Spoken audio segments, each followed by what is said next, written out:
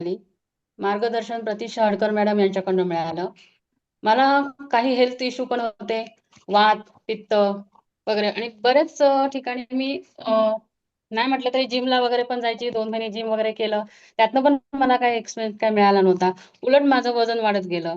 जेव्हा इथे लागलेली तेव्हा माझं वजन होतं 68 किलो. आता आहे 60 वर. 8 किलोचं वेट लॉस आणि फॅट लॉस केलं. धन्यवाद शतायुषी फॅमिली. धन्यवाद सुजाता मॅडम घ्या. धन्यवाद. फक्त वेट लॉस साठी झालं होतं.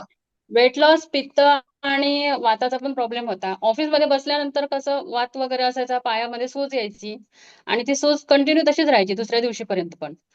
आणि जेव्हा मी सकस आहार वगैरे घ्यायला लागल्यापासून तो वात वगैरे आणि जी पायाला सूज वगैरे होती ती कमी झाली.